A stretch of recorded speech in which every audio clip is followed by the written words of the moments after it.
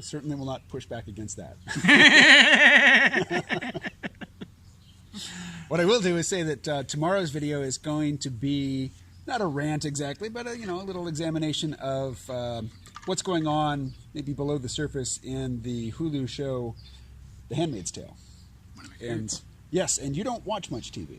I watch no TV. Handmaid's Tale is the only thing I've watched, I think, in the last decade.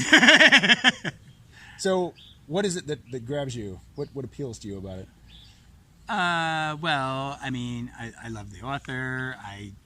Everybody's screaming about it. It's very important to watch. And, I don't know, I guess it was between that and, what is it, the robot thing, Mr. Robot, or, I don't know, there were a couple of different ones that were on my list to check out this winter when I had some free time to binge, and you went with Handmaid's Tale. Yeah. Okay. Probably because it was really pretty. The costumes are gorgeous, all the colors. And, I did spend a long time looking at the previews. Oh, I bet you liked the interior design at the Waterson's house, or Waterford's house. Yeah. Yes. Yeah, it's a beautiful house. It's Boston. It's a lot of.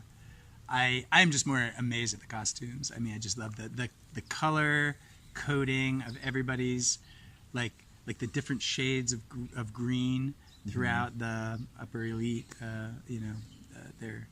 That's all very telling, and obviously they're in red, and I think they're just so strict about the color throughout the whole movie. It was so well carried through, even in the decors, and you can sort of tell like what's going to happen in this room because of the color of the room and how it's lit, and it's very pretty. In looking around for material about both the novel, which I have not read, although I've read several of Margaret Atwood's novels, just not that one, but looking for material on the novel, the movie from 1990, and the Hulu series from the 20-teens, I saw the movie poster for the 1990 movie, which was my introduction to, the world of The Handmaid's Tale. And I saw that in an art theater in Kansas City, Missouri, in probably 90 or 91, when that movie was new. I did not see that. Mm-hmm. And the movie is so 80s, culturally.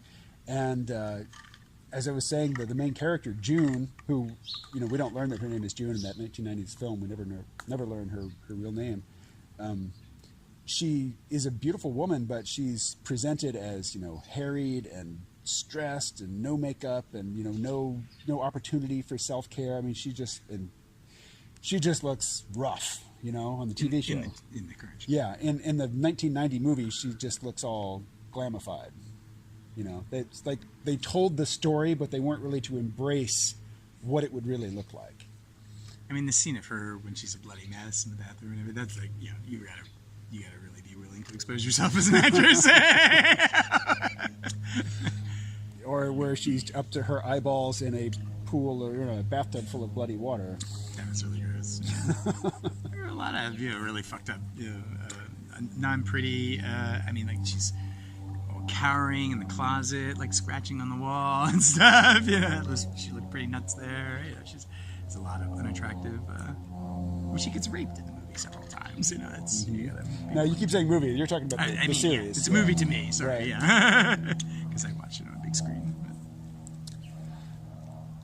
So in the novel and in the movie, African Americans are exported from the East Coast to the middle of the country, which is sort of a throwaway zone. Whereas the series has made a couple changes. One, the Republic of Gilead is overtly green. They have pro-environmental messages woven in with their biblical stuff. And they've gotten rid of the race segregation.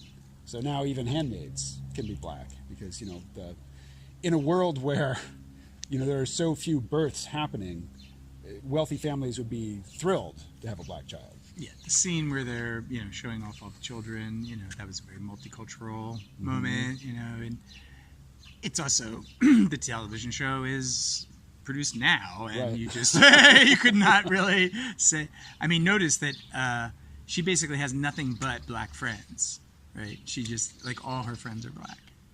Well, her best friend is black. Her best friend's black, her husband's black, yeah. And a lot of her friends are black. Not obviously not in this.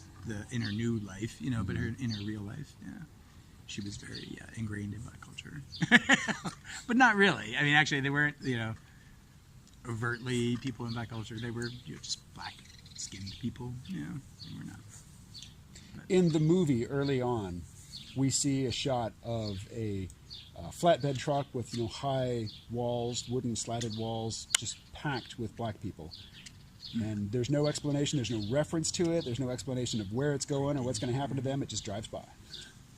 Kind of like Children of Men. Do you see that? Mm-hmm. I love that movie. You get all these shots of what's happening to immigrants or people who are about to be deported in Britain, but none of the characters talk about it. It's just the camera lingers, and you see there's all this stuff going on that isn't explicitly referenced, and then the camera catches up, with the main characters. It's kind of like life now. There's a lot going on that is just not being mentioned.